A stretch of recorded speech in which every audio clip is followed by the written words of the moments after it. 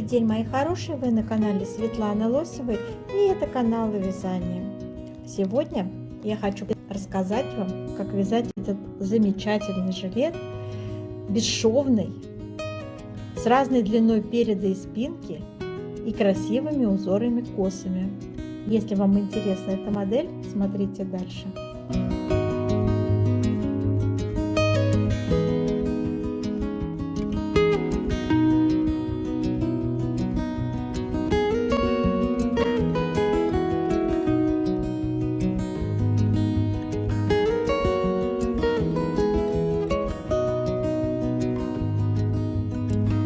Сейчас, мои дорогие, я расскажу вам, как вязать данный жилет. Жилет вяжется снизу вверх бесшовным способом. Подробно покажу вам схему узоров. Их будет три схемы. И подробнейшим образом расскажу попетельно, сколько набирать и так далее. В общем-то, буду показывать, рассказывать. И составила я для вас бесплатное, как всегда, описание. Схема узоров сейчас перед вами.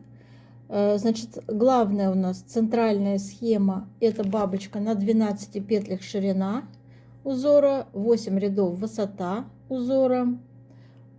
Затем у нас идут рельефные ромбы, ширина узора 8 петель, высота раппорта 14 рядов.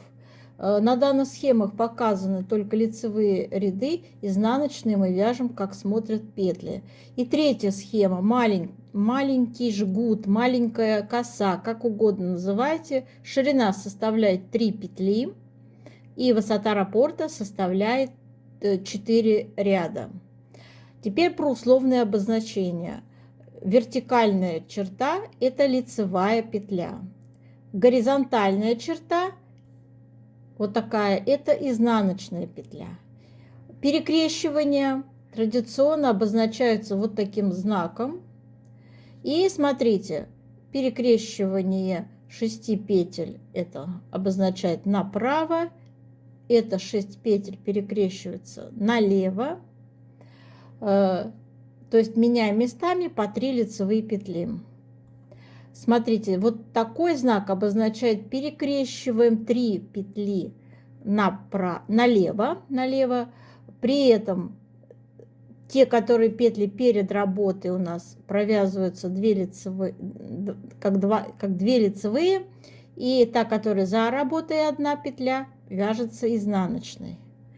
То есть вот такие условные обозначения. Это зеркально-симметрично, также перекрещиваем 3 петли, но теперь в направлении направо. Это 4 петли перекрещиваем налево по 2 лицевые. Так что вот этот знак у самой третьей схемы, у самой нижней, перекрещиваем 3 петли налево. При этом первая петля, которая перед работой у нас перекрещивается, будет провязываться лицевой. 2 петли, которые за работой, будут провязываться как лицевая, изнаночная. Вот такие условные обозначения. Я составила бесплатное описание, где подробнейшим образом изложила весь свой процесс вязания, девочки. Это описание будет доступно под видео в виде текста. Сразу хочу сказать, что составлено оно для российских размеров 48-50. Ширина моего жилета составила 55 сантиметров. Длина изделия по переду это 56,5 сантиметров, по спинке 64,5 сантиметров. Ну и плотность здесь тоже показана. Вязала я основной узор спицами номер 5. Резинка вязалась спицами номер 3,5. Использовались как круговые спицы, так и прямые. Все, на этом все. Давайте сейчас я более детально и подробно расскажу вам, как я вязала этот жилет. Я вязала этот жилет из пряжи Alize Lana Gold Classic. у меня ушло 3 вот таких мотка по 100 грамм. То есть вес жилета около 300 грамм. Состав: 51% акрил и 49% шерсть. Пряжа турецкого производства, в 100 грамм 240 метров. Вязала я спицами номер 5. Очень давно мне нравится пряжа данная. Она очень объемна. Прекрасно из нее вязать именно рельефные узоры, рельефные мотивы. Она довольно-таки теплая. И состав акрила в составе этой пряжи придает именно пышность шерсти. Ну и все-таки тоже износоустойчивость повышает. Я считаю, что очень прекрасный состав. Испробовала уже давно. Еще детям вязала из этой пряжи много. Поэтому она действительно очень теплая и в меру толстая, я бы так сказала. Выбрала я белый цвет. Как вы видели, спинка перед у меня разной длины. Перед короче на 8 сантиметров спинки. И вот так выглядит выкройка этого жилета. Составлена она на размер 48-50. Длина изделия по переду 56,5, по спинке 64,5 сантиметра. Плотность вязания в 1 сантиметре 1,65 петель. И вертикальная плотность в 1 сантиметре ровно 2 ряда у меня получилось. Все эти мерки я выполнила уже после окончательной стирки, сушки изделия. Стирать, чтобы убрать колкость, надо специальным шампунем для шерсти, который смягчает полностью полотно. Смотрите, низ изделия выглядит следующим образом. Это перед, это спинка. Узоры идут и по спинке, и по переду совершенно одинаково. По ширине спинка перед одинаковая. Вяжем мы изделие снизу вверх на круговых спицах. Но начинать мы будем на прямых спицах, потому что мы вначале вяжем вот эти 8 сантиметров по спинке отдельно. Вот. Потом вяжем резинку переда, 4 ряда, резиночка 1 на 1 идет. Вот. Здесь делается небольшой нахлест при соединении в единое полотно на круговые спицы. Вот. То есть вот конструктивно это выглядит вот таким образом. Затем здесь в области пройм у нас тоже идут разделения затем на прямые спицы. То есть отдельно вяжется спинка перед от момента, когда вступает формирование проймы. Смотрите внимательно, девочки. Это боковая часть жилета. Здесь идет рельефная такая коса интересная. Вот. То есть она у нас начинается на спинке.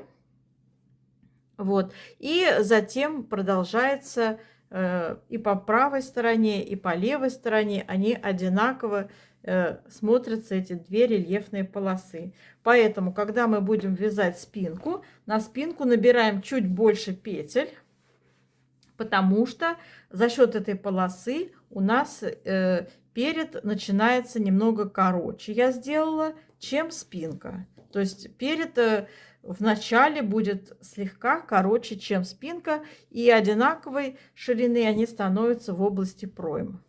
Так, ну давайте по порядку.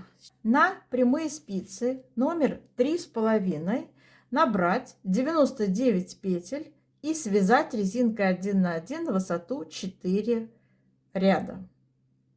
Далее перейти на спицы номер 5 и вязать узорами, прибавив 1 петлю. Смотрите, 100 петель. В центре идет панель из рельефных узоров. Вот. И добавляется к этой панели, смотрите, добавляется кромочная, 1 изнаночная, 3 петли вот этой боковой рельефной полосы, которую я вам только что показывала. Затем следует панель на 90 петлях рельефных узоров. Сейчас я расскажу, что включает в себя эти 90 петель рельефных узоров. И далее зеркально симметрично снова это боковая рельефная коса и 1 изнаночная кромочная. В сумме дало 100 петель. Вот таким моментом вы вяжете, значит, 16 рядов. Сейчас я покажу схемы и объясню, как у нас формируются эти 90 петель. Схематично это выглядит вот таким образом. Не пугайтесь, что так много цифр. Сейчас будет вам все понятно, из чего это складывается. Сразу скажу, что на этой схеме верхние обозначения цифр – это узоры и лицевая гладь. Все, что внизу этой линии, это изнаночные петли. То есть это изнаночная гладь. В данном жилете используется 3 узора. Первый узор центральный – это бабочка на 12 петлях. Ну, это такая коса, называется в аранском вязании бабочка. Когда зеркально-симметрично идут вот эти перекрещивания. Второй узор – это на 8 петлях в ширину, это ромб рельефный. И третья схема – это 3 петли у нас, которые в ширину, которые, собственно, составляет эта узкая коса боковая, про которую я только что вам говорила. То есть вот в этой схеме участвует именно ширина узора, по ней и ориентируемся. То есть, вот смотрите, 12 – это наша бабочка на 12 петлях. Да? Далее, 1, цифра 1 – это 1 лицевая. Цифра 8 наверху обозначает вот этот узор на 8 петлях. Цифра 3 – это 3 петли нашего маленькой узкой косы. Вот, и далее опять идет 1, это 1 лицевая и так далее. Везде, где цифра 2, это 2 изнаночные. То есть это промежуточные узоры, то есть это изнаночная гладь, которая располагается между нашими узорами. 10 это 10 изнаночных тоже. Видите, внизу наша схема нарисована. В общем, в сумме эта панель занимает 90 петель. Вот так она выглядит. Делайте скрин экрана, девочки. Это очень доступно и понятно. Здесь не ошибетесь, когда будете вязать узор. Вот так последовательно справа налево распределяете все узоры. И далее давайте. Далее. Значит, вяжем спинку 16 рядов. Затем все эти 16 рядов откладываем на дополнительную спицу. Берем снова спицу номер 3,5 и вяжем 4 ряда резинкой 1 на 1, уже набрав 91 петлю. Также высота 4 ряда, как и по спинке. В последнем ряду мы также добавляем 1 петлю, чтобы на спицах было 92 петли. Вот, и переходим на круговые спицы номер 5. Сейчас надо будет красиво объединить спинку перед в единое полотно круговое, чтобы на спицах получилось 186 петель. То есть наш узор должен выглядеть, вот вид сверху, да. Смотрите, спинка, значит, спинка занимает 90 петель, панели нашей ажурной, рельефной, вот этой. По переду то же самое, зеркальная, симметричная. И промежуточные у нас 3 петли идет наш вот этот красивый рельефный узор на 3 петлях. Вот этот узкий. Я вам показывал, как это выглядит на изделии уже. Так, теперь смотрите, здесь у нас идет небольшой нахлест. Мы с вами не случайно набирали 91 петлю наперед, то есть значительно меньше, чем спинка. у спинки это было 99 петель, вы помните, да? И теперь нам надо с вами спинку наложить на перед и провязать 3 крайние петли вместе, чтобы образовался вот такой небольшой нахлест. Смотрите, как это практически выглядит. Вот как это выглядит. Вот тут у меня 3 петли провязались вместе. И я дальше продолжила уже вязать. Здесь у меня также идет 10 изнаночных по спинке, 10 изнаночных по переду. И узоры абсолютно также располагаются спинка перед. Причем вступает у вас перед, узорами вы вступаете так же, как у вас идет по спинке. То есть в том самом моменте по узорам вы смотрите, чтобы все у вас вязалось потом по кругу одинаково. То есть вступление переда и спинки должно быть идентично по узорам, да, совмещаться от того самого момента ряда, как у вас идет ряд по спинке, также вы начинаете по переду вязать. С этого же самого момента, с этого же самого ряда. Таким образом, по кругу мы вяжем высоту от нижней вот этой планки переда, я рассказывать буду, мы вяжем 48 рядов еще. И дальше у нас формируется пройма. Пройма у меня составляет 19 петель. Выглядит это вот таким образом. То есть 19 петель необходимо будет закрыть с 2 боковых сторон. То есть сейчас я расскажу вам последовательность. Мы делим полотно поровну на спинку перед. И вот эти 3 петли сразу закрываем. Вот где у нас с вами шла боковая вот эта красивая коса. То есть мы их сразу в моменте, когда разделяем полотно на спинку перед, мы их закрываем, все, их нет. Дальше у нас будет с вами закрываться следующие петли. Там будет закругление, закругляться полотно. И здесь я рассказываю, значит, у вас на спинке осталось 90 петель.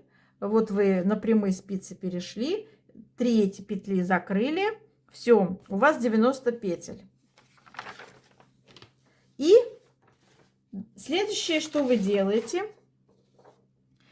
для формирования линии проймы, так, закрыть один раз по 3 петли. И далее для скругления в каждом втором ряду закрывать 5 раз по 1 петле, так, чтобы у вас на спицах получилось 74 петли. Закрывать, естественно, справа и слева, зеркально, симметрично. То есть один раз вы закрыли 3 петли, и далее в каждом втором закрывайте 5 раз по 1 петле. Всего 8 петель. На спицах 74 петли продолжаем вязать узорами. И через 53 сантиметра, это 106 рядов, от нижней планки спинки, все петли надо будет отложить на дополнительную спицу. Переходим к вязанию переда. Также у вас 90 петель на спицах. Также вы закрываете, формируете линию пройму в той же самой последовательности. То есть один раз вы закрыли 3 петли, далее в каждом втором ряду закрыли 5 раз по 1 петле. Также у вас 74 петли. И также вы продолжаете вязать узорами до высоты 45 сантиметров. То есть это 90 рядов от нижней планки переда. И также откладывайте вязание. Чтобы жилет получился бесшовным, я объединяю все петли, которые у нас остались, снова на круговые спицы и добавляю по 3 петли этих вот этого же рельефного узора. Вот этого рельефного узора 3 петли добавляю. Вот. И все это дело мы замыкаем в круг. И сейчас я расскажу, как формировать линию плеча. Здесь будут в каждом ряду делаться равномерные убавки, и будет получаться красивая линия плеча. Показываю, как это выглядит схематично. Смотрите, у вас на спицах 154 петли. Вы добрали по 3 петли, когда вот переходили от спинки к переду, надо будет между вот этими петлями перед объединением добрать 3 петли. Справа и слева зеркально симметрично. И вязать вот эту косу на 3 петлях, продолжать вязать. Вот здесь она будет формировать такой небольшой погон на 3 петлях. От этого погона справа-слева надо будет в каждом ряду убавлять, провязывая 2 вместе изнаночной петельки. Вот. И будет у вас формироваться вот такие убавки, и будет формироваться красивая ровная линия плеча. Всего у вас убавится 20 раз по одной петле. Справа, слева, справа, слева. То есть убавки будут идти вдоль вот этой красивой рельефной линии на 3 петлях. И справа, и слева. Сейчас я покажу, как это выглядит на жилете. Смотрите, девочки. Вот это как выглядят мои убавки, как выглядит у меня линия плеча. Вот у меня наша идет рельефная коса на 3 петлях. И с 2 сторон, видите, одновременно я делаю убавки в каждом ряду. 20 рядов получается скос плеча, и 20 убавок справа и 20 убавок слева. Провязываем по 2 вместе одной изнаночной. Так, теперь здесь сейчас будет формироваться у нас по спинке. Будет небольшой вырез горловины, всего на 4 ряда в глубину.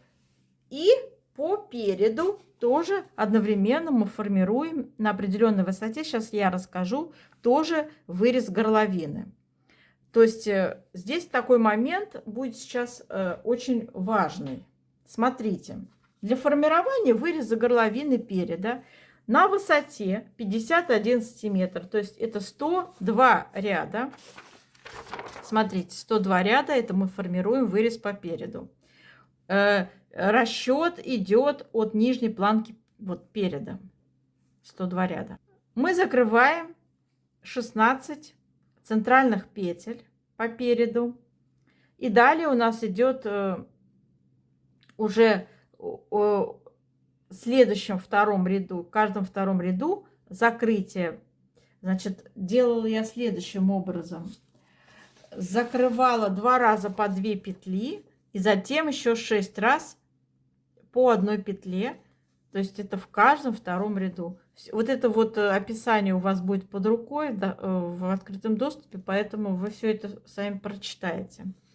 Для формирования выреза горловины спинки на высоте 61 сантиметр от нижней планки спинки, то есть это 122 ряда, вот я показываю, 122 ряда от планки спинки. Мы формируем вырез по спинке. Для этого закрываем центральные 26 петель и далее убавляем в каждом втором ряду 1 раз 3 петли, 1 раз 2 петли.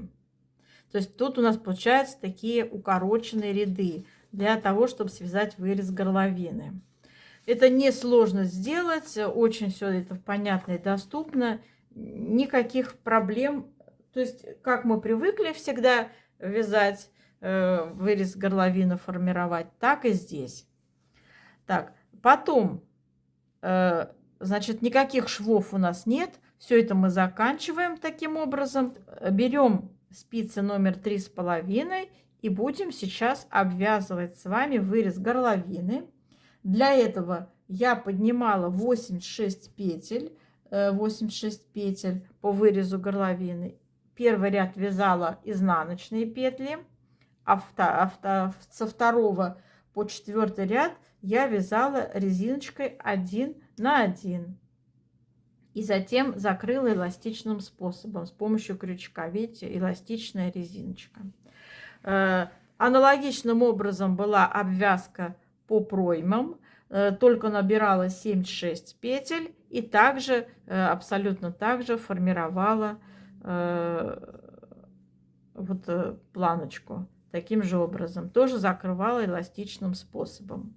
Вот. Ну и все на этом. В принципе, вот такой жилетик получается. Очень симпатичный, красивый, теплый, уютный, недорогой. Что главное, это пряжа недорогая, турецкая, качественная пряжа, теплая. Девочки, комфортная очень. Ну, реально вещь незаменимая. Пряжу, конечно, можно любой цвет выбрать. Вы можете даже пряжу какую-то другую выбрать. Но мне эта пряжа прям уже давно я ее люблю, лет 10 уже как люблю. Детям много вязала, внукам много вязала из этой пряжи. Поэтому я прям таки вам ее рекомендую. Действительно достойная, хорошая пряжа. Я надеюсь, что мои объяснения были понятны, мои объяснения были доступны.